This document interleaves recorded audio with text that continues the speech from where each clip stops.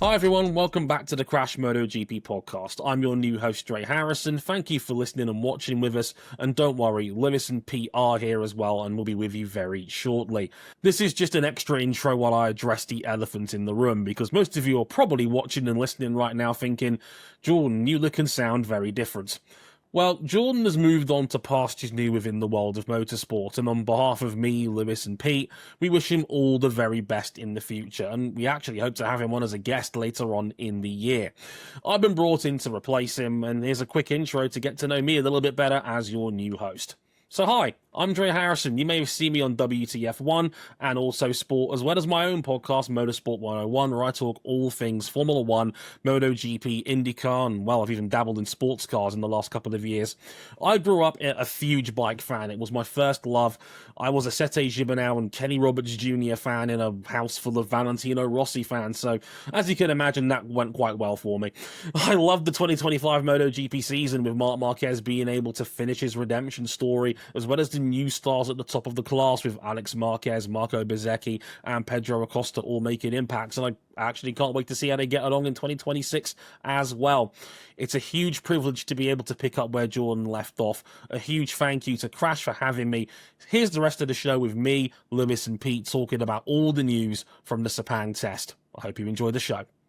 Enough about me, because we're here to talk some bikes. We're coming off a pretty crazy fortnight in MotoGP in general. Not only did we just finish the Sepang Test, which wrapped up yesterday at Sepang, of course, over in Malaysia, we also had multiple massive reported transfers going into, I mean, this is probably the earliest we've ever had to talk about MotoGP silly season, because these stories first dropped when it was still January. Like, I remember growing up at a time when a rider signing in March was considered really early. So to have stories like this in January is wild. So what we're going to do is, we're going to go a little bit manufacturer by manufacturer. We'll talk a little bit about their test and some of those rider rumours as we go. We'll sprinkle them in as we talk about the manufacturers as a whole. I've decided to go from what I'd like to think is reverse order from where we're at. And I think given how the test played out for the first team we're going to mention, I think I'm right in saying it's best we go Yamaha first in that instance. I mean, Lewis, I'll go to you first on this one. It's hard not to call the Yamaha's test a bit of a disaster, all things considered.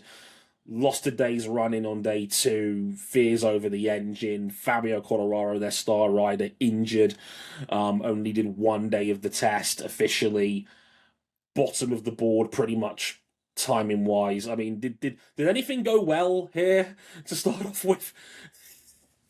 Well, first of all, welcome, Dre, to the podcast. Welcome to Crash. I mean, I think Yamaha was not under no illusions that this year it's a learning year. It's a year for growing pains. I think, especially in the first half of the season, they knew this was going to be development. This is all about development. We're not going to go for results. I think we were expecting a bit more of a step coming into Sepang, after the wild cards last year, after the testing last year. I think, we hadn't even really seen the engine turned up to full power.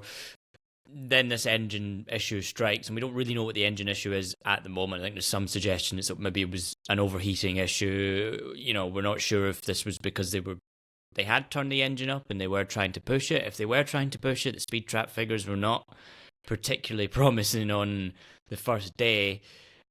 So, yeah, it seems that, you expect technical issues when you begin to push a bike. That's kind of the normal part. That's what you want from testing. Yamaha, if they were pushing the bike, it didn't look very competitive in any kind of factor. And then on top of this, they've had the technical issue, which then led to them having to run the engines much more conservative anyway in the final day of the test. So they really are going into the next test with half a program done, really, and into the first race. Kind of we're not even really 100% sure what the plan is going forward in terms of the engine. There is some speculation that a plan B is go back to the inline 4 until they can figure out fully what this V4 issue is. Now, the fact they got on track for the final day suggests that perhaps, that plan B is a little less likely now. But I think there is just a little bit too much uncertainty around Yamaha right now. As you mentioned, and we'll talk about in a bit, there's all of this happening alongside the Fabio Quartararo rumours. You've got Toprak Razgatlioglu coming in, high-profile rookie, world champion, who knew he wasn't going to be fighting for race wins this year, but I think, again, the scale of the challenge has kind of struck him a little bit unexpectedly, and I think Yamaha as well has in some ways made that challenge a lot bigger by not really hitting the ground running with this V4. It's not ideal at all. As mentioned, we don't know what the issue was. Day 3, I think trackside reports were suggesting they were running to a rev limit. Very well Superbikes-esque, but not in a good way. Unfortunately, that the reports that their riders were bouncing off the limiter because I know Sepang's got a fair few very long straights, and that's just not ideal at all. I mean, they were already coughing up, I think, better part of 5 miles an hour to some of their rivals in a straight line. And yeah, it seems to be doubling down with that with their V4. I mean, we'll talk about Toprak a little bit here before we get into Fabio and the rumour mill with him. But I mean, very high profile signing, first of the modern kind. We've seen someone arguably the greatest world superbike rider of all time in Toprak Razgatlioglu heading over to Pramac.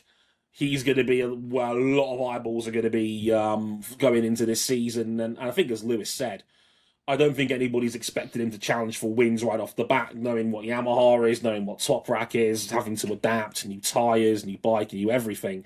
But when I saw the reports and I saw the quotes coming out of day 3, he looked pretty dejected by the time the test was over, a couple of seconds off the pace.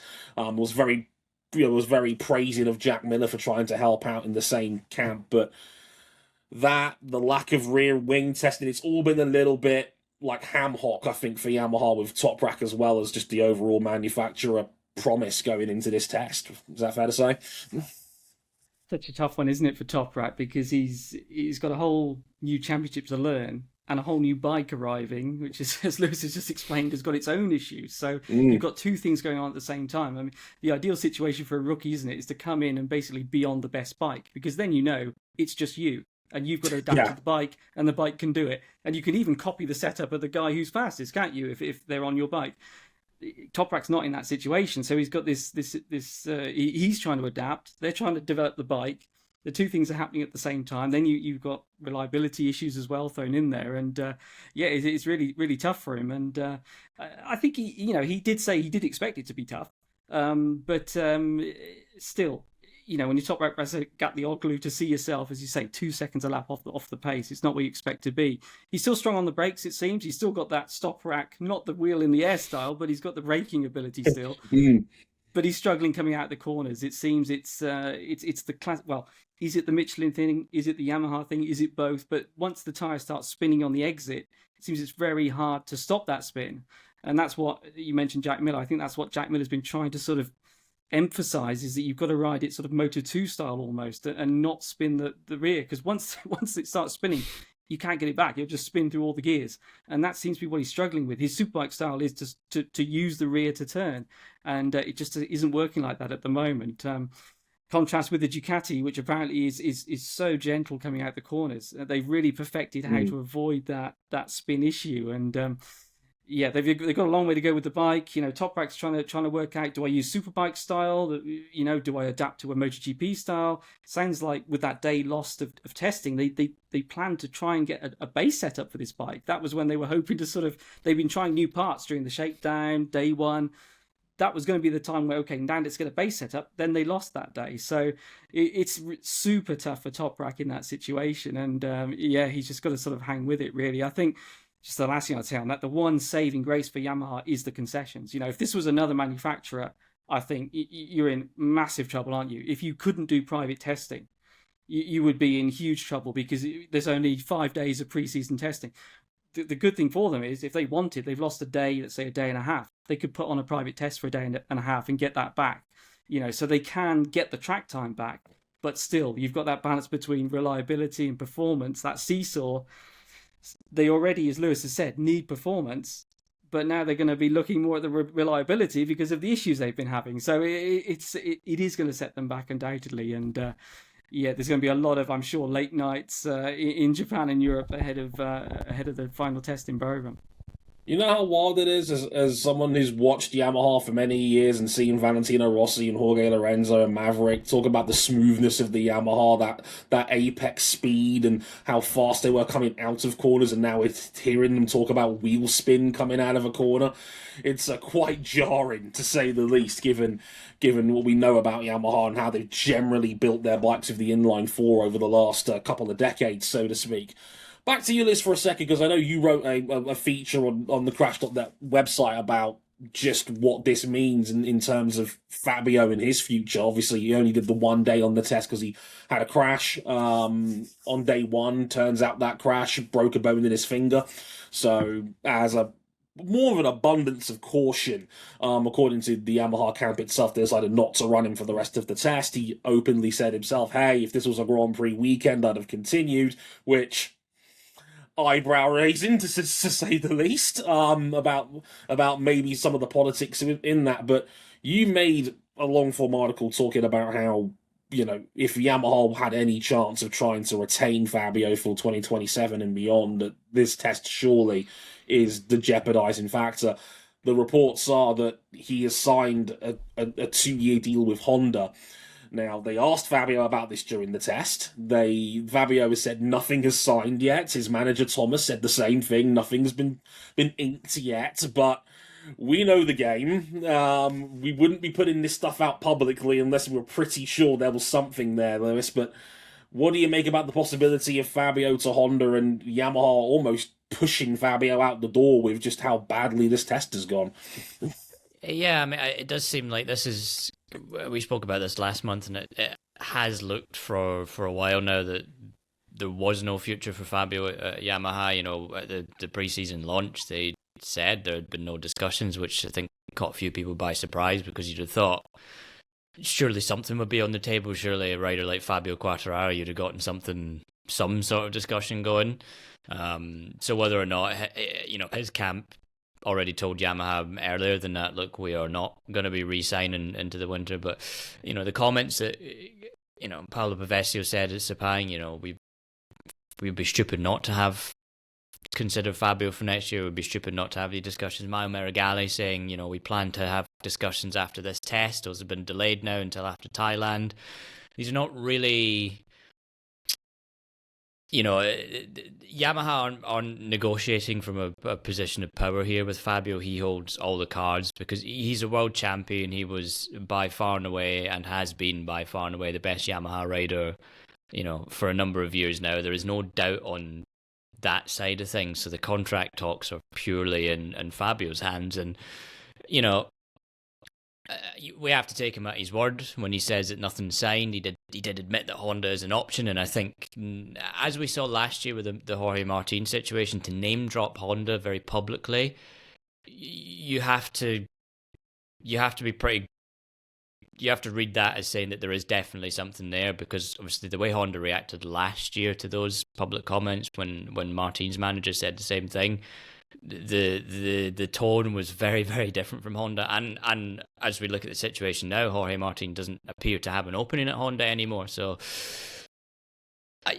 it's hard to see how this doesn't end with Fabio going to Honda. I think, like I said, if there was any chance, any hope that this test would maybe change his mind or at least cause some doubt, even without him being on the bike, and he wasn't very happy after day one anyway, he wasn't that impressed. Still, all hope of that has gone now, and you look at this in the wider context. This is the 8th year that Yamaha and Fabio Quartararo have been together. This is one of the biggest sort of generational fumbles I think a manufacturer has made. You don't get riders like that of Fabio Quartararo's quality come along very often, and Yamaha lucked into getting him as well. Remember, he was signed by Petronas SRT at a point when nobody really thought he had any kind of a future in Grand Prix racing, let alone a MotoGP opportunity. Yamaha looked into that.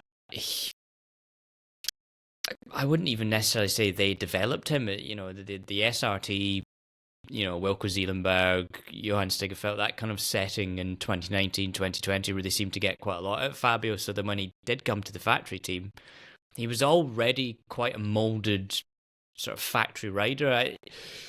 I don't really remember a point where Fabio, he's had his frustrations, but I don't ever really remember a point where Fabio's kind of gone through the same thing that Pedro Acosta did last year, where you really saw that kind of petulance as a young rider in a factory surrounding, wanting to be competitive. Quartararo always seemed quite leadership material, and Yamaha repeatedly has continually not given him what he wanted. They convinced him to stay on the promise of this, not necessarily the V4 project, but the promise of Max Bartolini dragging Yamaha into a new competitive direction, and it just hasn't materialized. And the fact that it starts this season off in such a bad shape with a V4 that looks, if anything, a little bit worse kind of form-wise to where it was at the end of last year.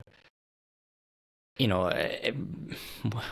talked a while as Yamaha, where was Yamaha's rock bottom? It's right now. It's the world champion, one of the top 3 riders in the grid, walking out to your rival, your Japanese rival, who has come from a worse situation, let's say, losing Marc Marquez, really having some really poor competitive form over the past couple of years, to some of the riders talking about this being the best Honda they've ever ridden, Aleix Espargaro calling it the best bike he's ever ridden.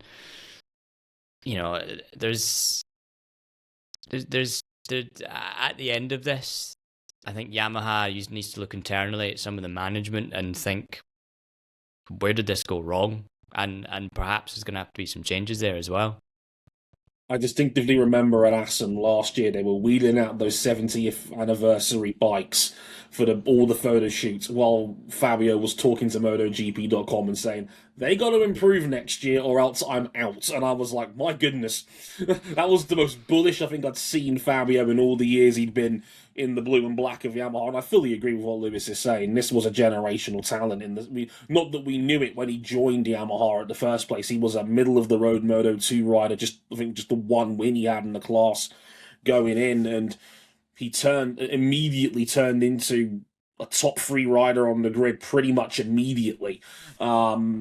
Arguably could have won the 2020 World Championship in his second season. It was that pandemic year. He had 3 wins. There was a lot there with Fabio right away that suggested this is one of the best riders in the world. Yamaha had their talisman, their Rossi, I guess, successor in a sense after the end of his career happened, and he's given them plenty of time to give him something to challenge for a championship, and it just has not happened. And I think it's understandable that Fabio has now said, you know what, maybe enough is enough. And you've committed the cardinal sin if you're Yamaha. You've let a elite level talent go across the pond to Honda. That is unforgivable in the eyes of many. So, but potentially, we'll have to see again. No ink has been signed, allegedly. We'll have to wait and see. But it looks pretty confident that we would not be seeing Fabio on a Yamaha in 2027. But just not an ideal start at all. Speaking of Honda, let's talk about them now a little bit. I think there's signs to be positive here in the Honda camp again. Joan Mir, very quick, was fastest on day 2. I think 4th fastest overall by the time they all did their time attacks at the end of day 3. Again, don't read too much into testing times. It's never an exact science. That's the Formula 1 fan in me kicking in right there. But I would say overall, Pete, I think that was a pretty good test for Honda, and it shows that they're quick, they're competitive. Everybody in the camp seems pretty happy. It looks like Honda's taken another step forward and could be a real interesting team to watch in 2026. It does, yeah, and especially taking a step forward with that engine, isn't it? This is their final 1000cc engine before they join the engine freeze at the start of this season. The other 3 European manufacturers, let's say, they're already in it. As we say, Yamaha are exempt at the moment. So Honda have got this last chance, and you're never quite sure, are they just going to sort of do a bit of polishing around the edges or something of an engine that had already been upgraded several times last year?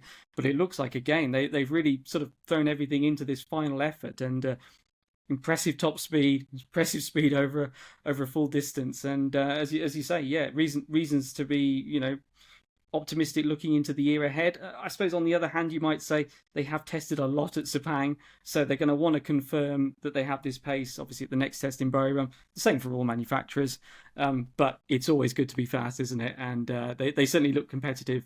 As you say, Joan Mir topped the times on day 2.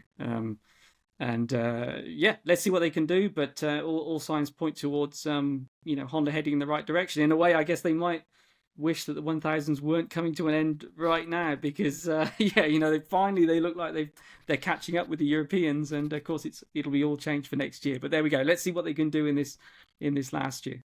Not the first time Honda's finally nailed the regulation set right before it changes. Wouldn't be their first time.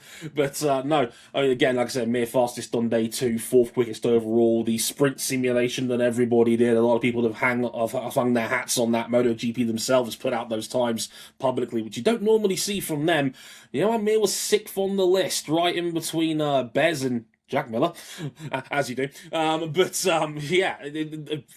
I'd say all very positive signs coming out of Honda's camp. They seem very happy. They seem quietly optimistic about the future. And again, this is a team that is now with the big boys again. They're in Tier C. There's a big difference between Tier D and C for concessions.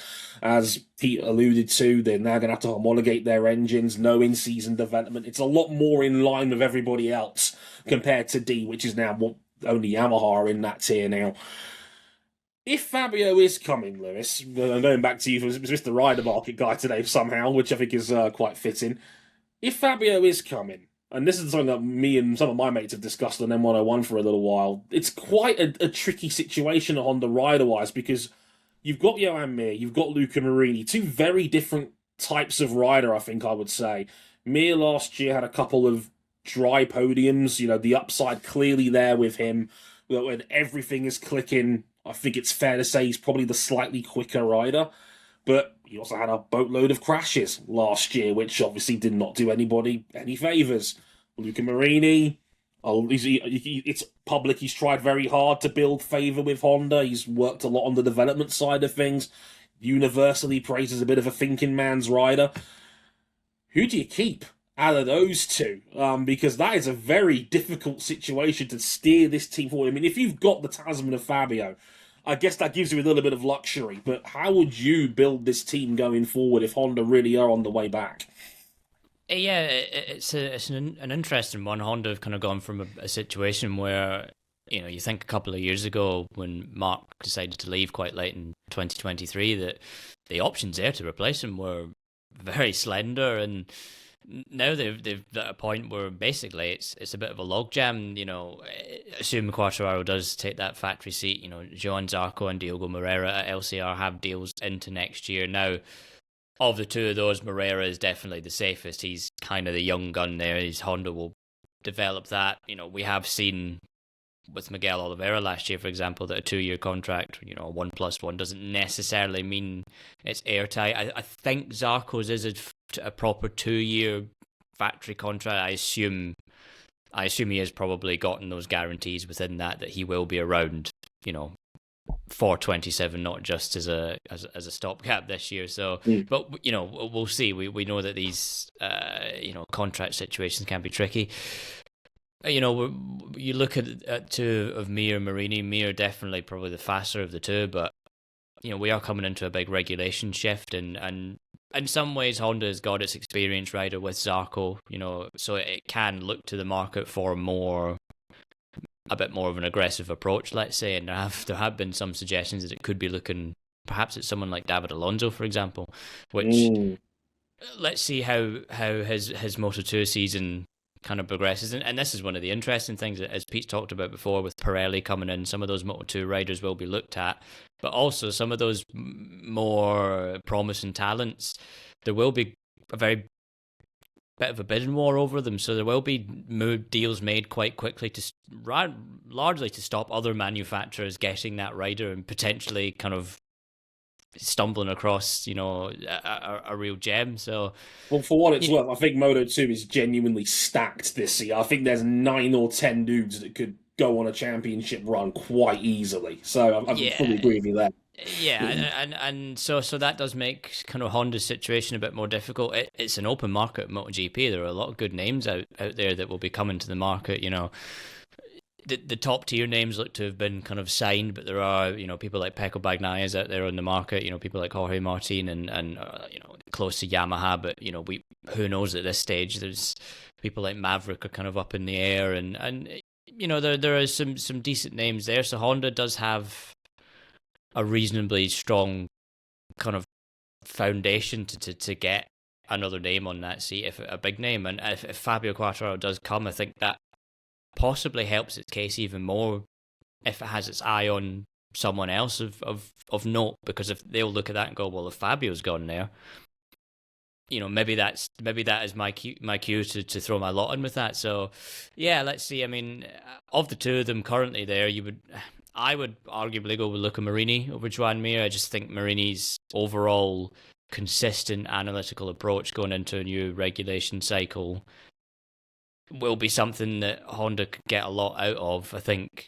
yes, you're going to have that from Zarco, but Zarco didn't have a brilliant test. There was nothing hugely standout from Zarco, and while he has been pretty good over the past few years, Zarco has had a tendency over his career to have had peaks and troughs, and usually we see a couple of good seasons and then a dip, a couple of good seasons and then a dip, and we've seen a couple of good seasons from him on the Honda. So following that pattern this year might well see him kind of dip away a bit. So Honda might just want to have a bit of an insurance policy there of making sure they've got a good development rider who's also able to get the results going on track and race situations, which Marini, to his credit, particularly in the second half of last year, was a real consistent campaigner. Never seen a guy puncture along in the middle of a MotoGP season and then get better once he got back. Kind of weird how these things turn out sometimes. But yeah, he was regularly in the top six towards the end of last season, and that was very promising to see. Maybe not getting the upside of Mir, where he had a couple of podiums, but I'm a big fan of Marini's approach. And if you've got Fabio, I think that's quite a balanced setup if you have Quartararo and Marini there, which sucks if you have Mir, because he's had to go through a lot of nasty stuff when Honda was at their rock bottom a couple of years ago.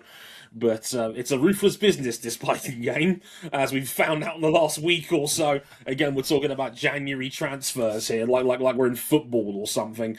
Quite the opposite here, but still, we'll have to wait and see. Speaking of potentially game-breaking transfers, KTM, as you do, they're next on my list here, and I don't know about you, Pete. Maybe you got a bit more insight than I do, but I thought KTM were quite hard to read coming out of this test. I think their times were pretty good. Maverick was, I think, third fastest on day one.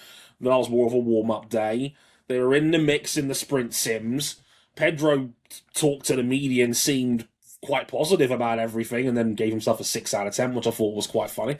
Very, very harsh teacher, if Pedro ever got into teaching post-riding career. But how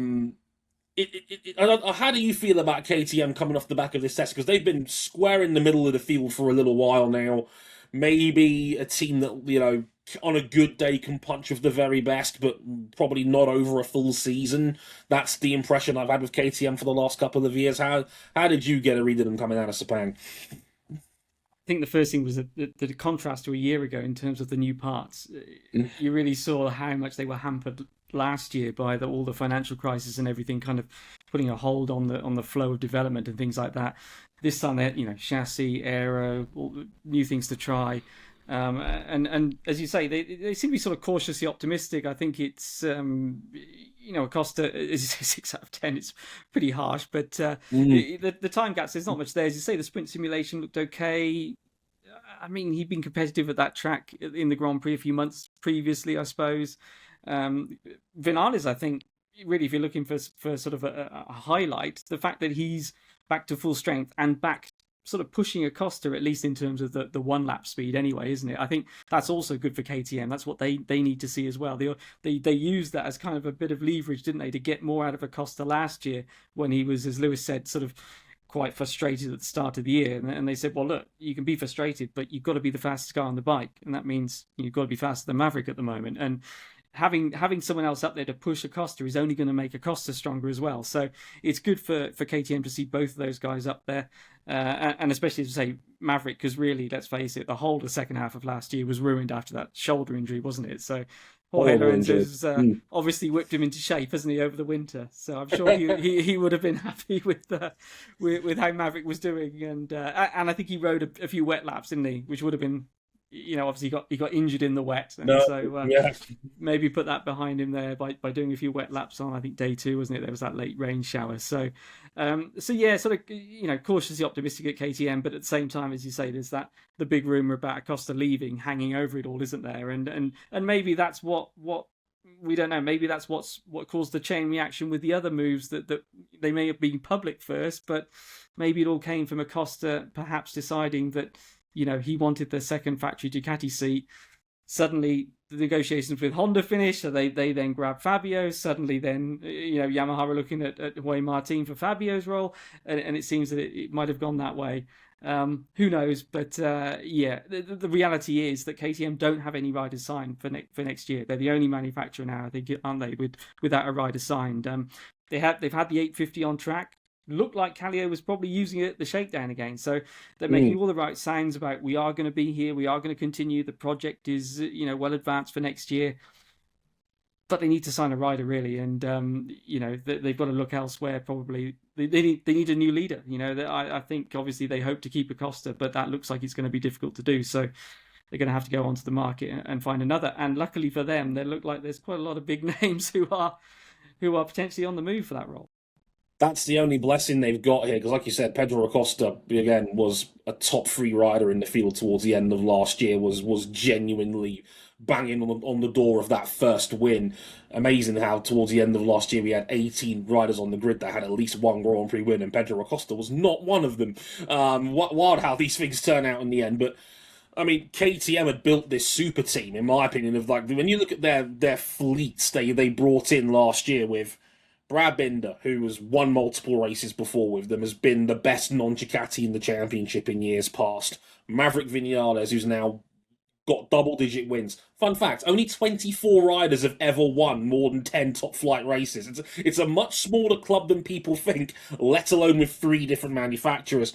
Enea Bastianini, top 4 in the championship in years past, has put genuine title campaigns down prior, and Acosta, the number 1 prospect in the field. None of them are signed for next year. And, I think for me with KTM, they were running out of excuses. No one could say they didn't have the riders for it now, because they were stacked across both their teams.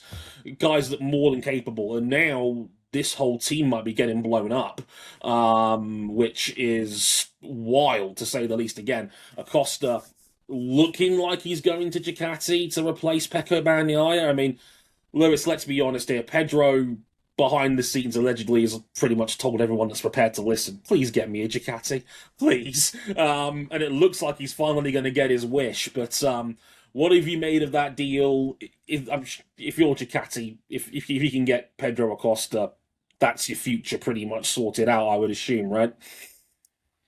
Yeah, I mean, I think it's maybe the most surprising. Not necessarily that Pedro and Ducati would want to, engage with each other. I think it's more surprising that Ducati still wants to pair Marc Marquez with Pedro Acosta and has actually been able to go to the market to do that. We think, we think a deal with Marc is close, but it has kind of dragged on a little bit, and it does seem that there are a few details there. Some suggestion it could be about term. Obviously, Ducati would want a full 2 years. I think Marc is sensibly, coming into a new rules era, doesn't want to get caught out again. He's just come from, injury and years of uncompetitive machinery, not being able to fight for a championship, to then getting back to where he should be.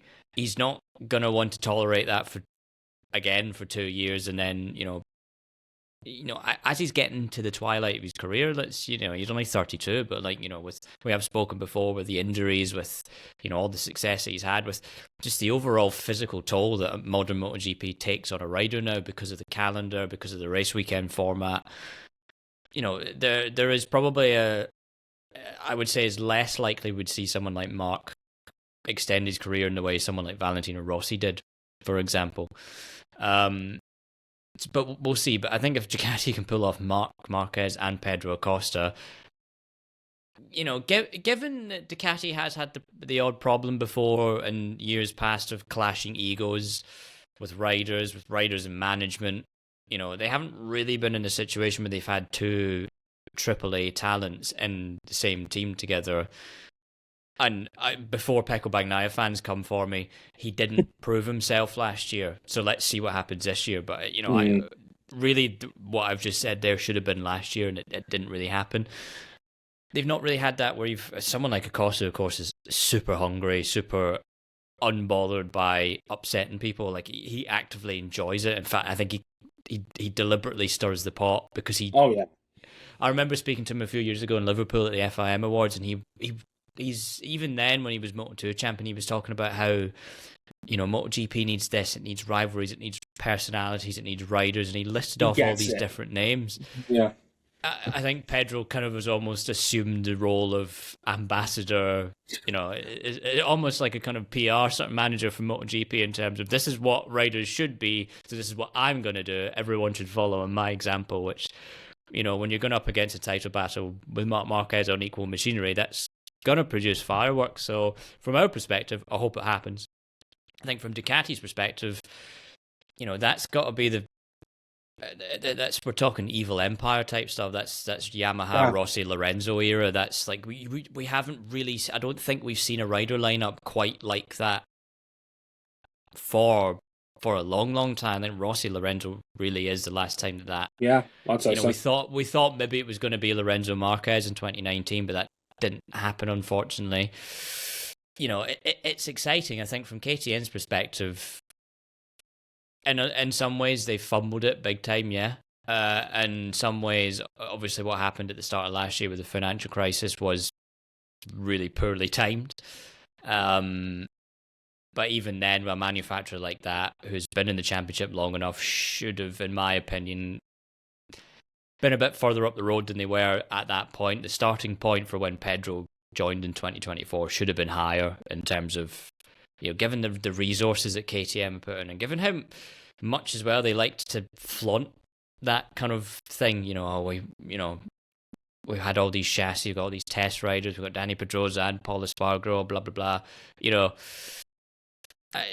So there's it's kind of a bit of a split where KTM a little bit unfortunate, but also they did ultimately, Stefan Piera wasn't the one who was in control of building the bike. It was the race team, and we have seen other race teams over the years with less resources build better bikes. I think Suzuki's a good example of that, of absolutely doing a lot with not so much behind you. So, I think KTM could do with a refresh in its lineup as well. I think Bastianini hasn't worked out. I think Binder's is kind of expended his usefulness at KTM now. It just hasn't worked. 2 wins since 2020, and both of them were in very odd conditions as well. I think that's the thing people forget, is that yes, he's a double race winner. They weren't really. We've never seen Binder in a genuine kind of position where he was the fastest rider on a circuit under normal conditions. Even that Czech Grand Prix weekend was strange because of the track conditions. Track was so poor that Bruno got struck off the calendar, remember? So I think it needs a refresh. I think Maverick clearly is the favourite there. A lot of talk about Alex Marquez, which I think would be a great move for both parties. I think KTM should go back to its kind of junior roots for Tech 3 if that partnership continues, and maybe look at someone like Danny Holgado, for example. Have a look at some of those younger talents again and try and rebuild from that. I think that would be good for KTM. I think KTM's in a good position. I think that the bike looked pretty good. Maverick was very positive about the direction he's gone in. I think Pedro was largely he was pretty sorted on the spec of bike he wanted.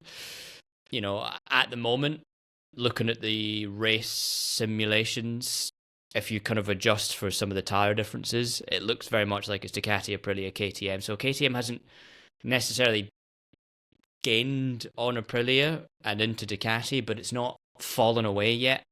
So I think that does give KTM, some margin to get some decent names on the rider market.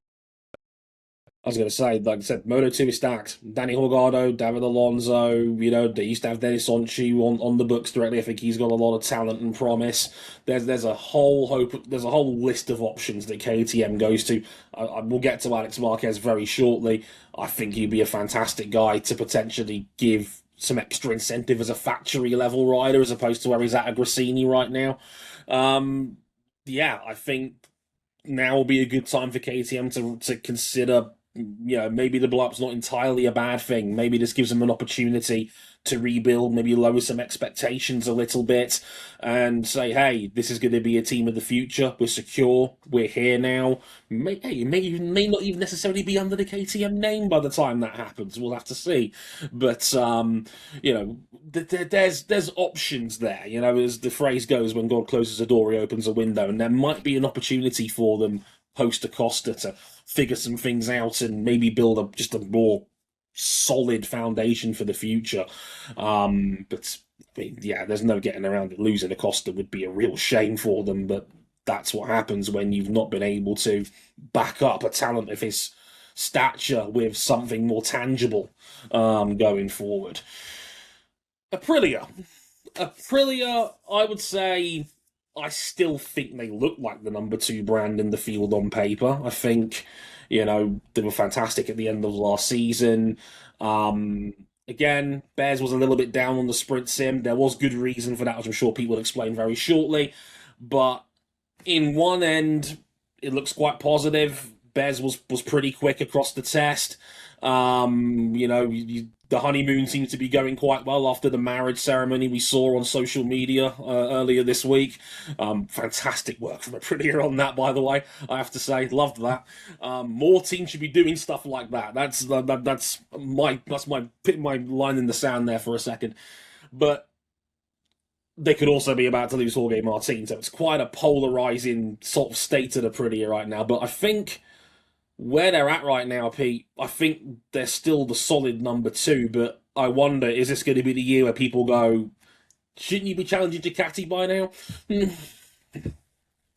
Yeah, that's a good question, isn't it? And it's funny, wasn't it? All the speculation on the rider market, and then who comes out with the first actual announcement? Aprilia. There's someone that people aren't talking about, isn't it? So the first actual deal of the year is done by Aprilia, as you say, with Bezzecchi. So that is nailed down now, and he's going to be there for, I think it's a 2-year deal, isn't it? So yeah, and it makes sense. There's no surprise there. We all expected it, didn't we? It's obviously worked out incredibly well for them, and it gives them that stability of knowing they have one top rider on their bike that knows the company, the bike, everything else, and it allows them to be a little bit, wait a little bit more, take a bit more of a risk maybe on the teammate. As you say, Jorge Martin not testing, of course, injured from a follow-up, recovering from a follow-up operations at the end of last year.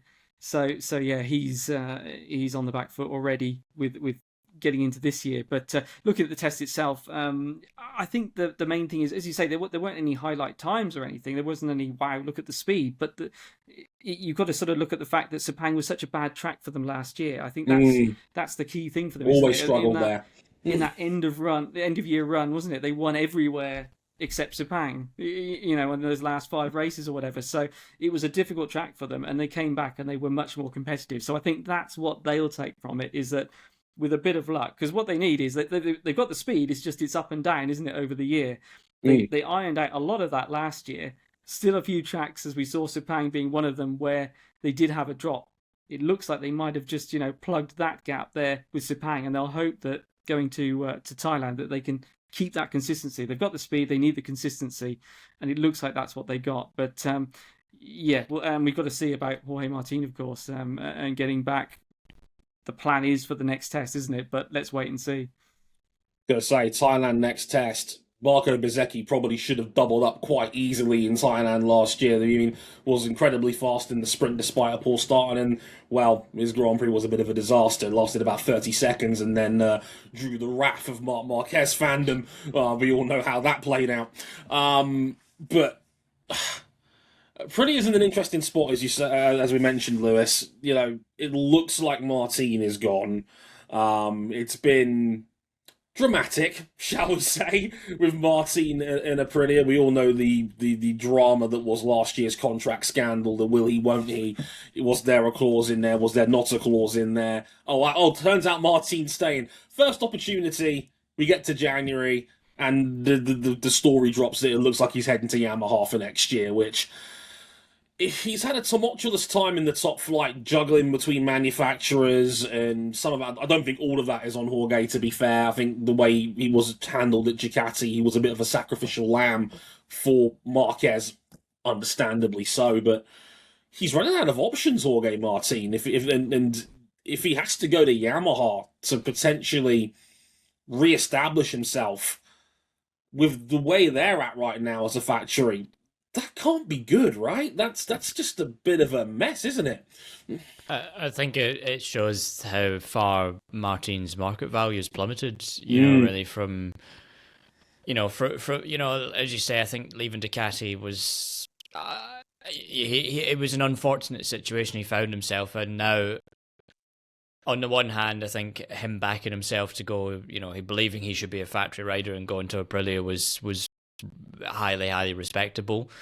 In hindsight, you can then say, well, perhaps maybe you should have stayed at, just accepted Pramac. At least you'd been on a Ducati, a winning bike. You could have, you won championship on that bike with that team anyway. Why split that up?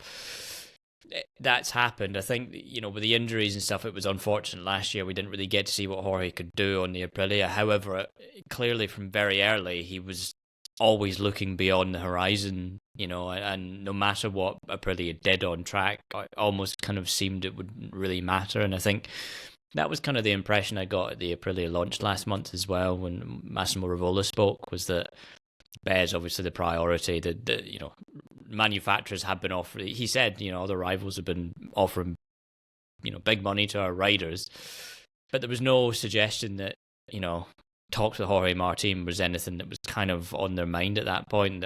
What he said was, we want to see how he does, we want to see how he gets on, etc., etc. Like I said earlier with the Honda thing, I think they were probably quite a bit burdened by the way Albert Valera behaved last year, publicly kind of name dropping Honda when they were, insisting that nothing had been signed. And and from Honda's perspective, they didn't want to be dragged into this sort of contract dispute, especially with Carmelo Ezpeleta getting involved as well from Dorna and saying, look, if you're not going to be on the grid, Jorge, if you don't get this sorted out, you cannot sign a deal with one manufacturer when you are under contract for another. So I think Honda have maybe kind of reevaluated that position a little bit on Martin and thought, well, okay, we didn't really get to see anything from him in the second half of the season. We didn't really like how that was handled. Maybe that's not for us. Aprilia obviously has its sights elsewhere. I think they want a rider who believes in the project, and Jorge Martin, for all he said in the preseason at the team launch and stuff, clearly didn't believe in the project enough for Aprilia to go, okay, well, we can take a risk on you, having not really seen what you've done, especially when you've got riders like Pecco Bagnaia, who appears to be reasonably close to an Aprilia deal by all accounts. So, regardless of his kind of unpredictable year last year, Bagnaia does at least come with a bit more credence of A, being a double world champion, B, never really throwing his toys out the pram and doing something to a manufacturer that Jorge Martin has done. And twice, let's not forget, with how he left the KTM fold as well, with kind of clever sort of contract, wording Jenga, let's say. So, yeah, I think obviously that then closes off routes. There was not really any way back into Ducati. There was not a way into KTM, I would imagine. Aprilia obviously wasn't all that keen. Ducati, so where else do you go from that point? It's Yamaha or a satellite team. He's obviously made it clear he doesn't want to be a satellite rider, regardless of the spec of machinery. So, Yamaha looks to be the best option for him. And, well, if he didn't like what he saw at Aprilia last year, a winning project, he's in for a rough ride at Yamaha, over the next couple of years. Because even with the struggles this year, that isn't going to be a championship race-winning bike next year, even into a new era. First of all, you need to get the current rules platform correct. They're going into next year with a V4. They haven't even gotten that V4 up and running properly yet. So this is This is probably a 2-3 year rebuilding process for Yamaha, realistically, if we look at where Honda's come from since 22. So, yeah. Just turned 28 as well. Yeah, Martin. Entering prime. Martin's going to just have to roll with the punches on this one and hope that it works out. But, this is an unfortunate kind of skid for a world champion. This is not really what you expect to see after someone wins a world title. Yeah, I don't think it could have gotten much worse, really. And I think, to a degree with Jorge, I think it was clearly a case of you can't convince a man otherwise if he thinks that this bike is not the one for him. When we're talking about the mentality of people that are hopping on 225 mile an hour, 300 horsepower motorcycles, if that's what you believe, nothing I tell you is going to convince you otherwise, which is unfortunate, but it's also led to consequences. And if Martin has to go to Yamaha to re-establish himself, then that's going to be 2, maybe 3 year rebuild for a guy who's just turned 28 and is in his prime years right now as a rider. I don't think I'd want to spend my prime years on a Yamaha right now if I was reading the tea leaves and surveying the land, so to speak. Well, on the other end of the scale, Ducati, all looks well. The looks of it, the GP26 made its debut.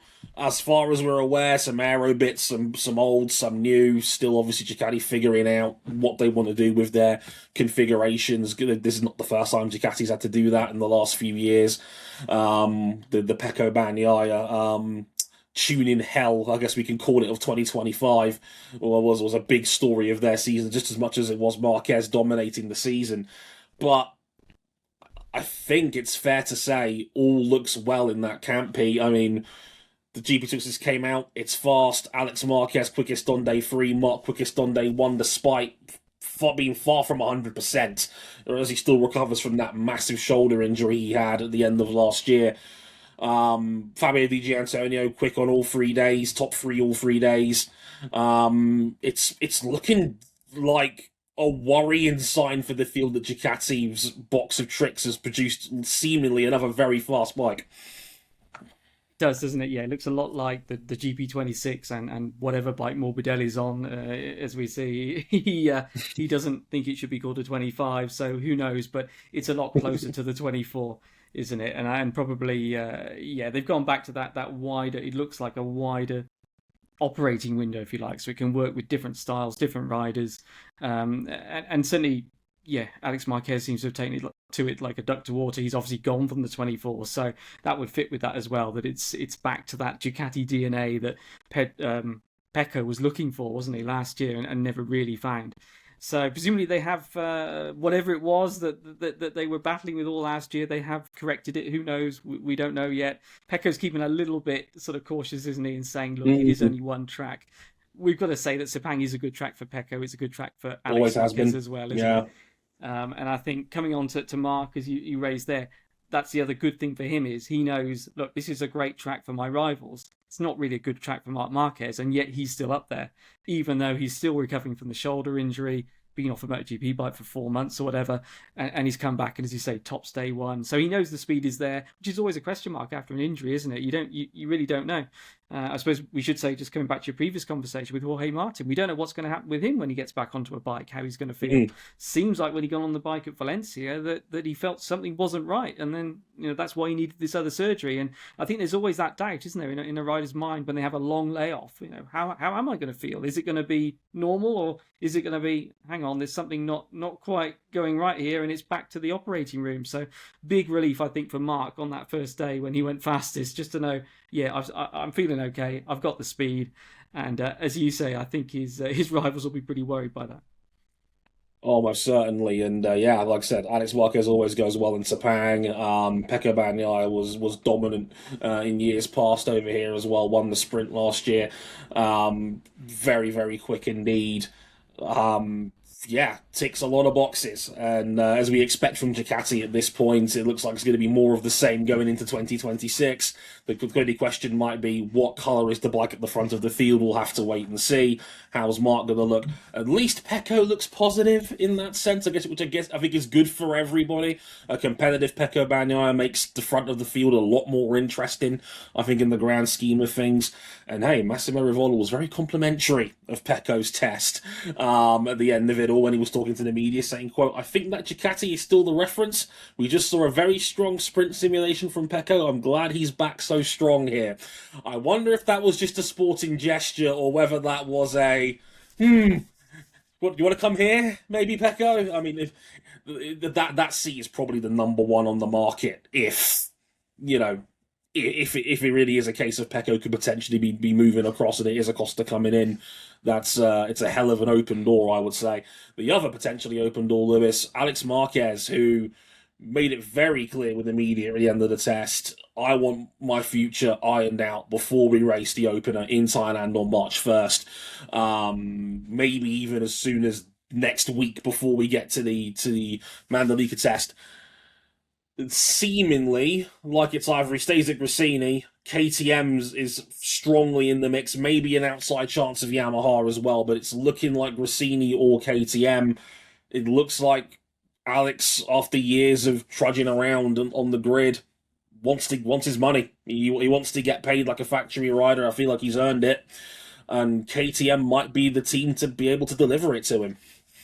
Yeah, absolutely. It seems that way. I think I took Alex's comments to be very much, I have everything is in front of me. I just need to tick a box here. So it's up to, whoever, KTM, Ducati, excuse me, it's up to KTM or Ducati. What's your best offer? I think if Alex stays at Gresini, I think it will be very much under the terms of, I am now a factory contracted Ducati rider. He has the factory spec machinery this year, but he's not a factory rider, whereas, of course, someone like Fabio Di Giannantonio is, and I think Alex Marquez rightfully believes he is probably more in line for some treatment like that than Fabio Di Giannantonio is, and he certainly proved that. So whether Ducati wants to kind of keep that, keep the Marquezes together, obviously Alex proved to be a very useful member, for the manufacturer. When, Mark dropped the ball, he was able to pick up the pieces, and if Mark had not been in the championship all year, Alex would have won the title. So he was a very, very sure kind of fire thing for them.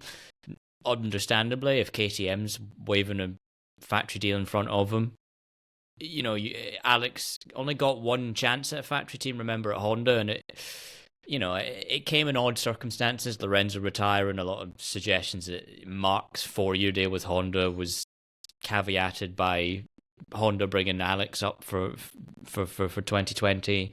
He hasn't been in that situation since, and he's a much, much different rider compared to then, and he obviously believes that he can go and be a factory leader now. So both good options. I think wherever Alex Marquez lands, I think will be positive. I think obviously KTM putting that 850cc engine on the track last November, it has clearly filled him with a lot of confidence that this is a manufacturer that could actually be ahead of the game for the new era. Danny Pedrosa, Paul Espargaro is your testing lineup.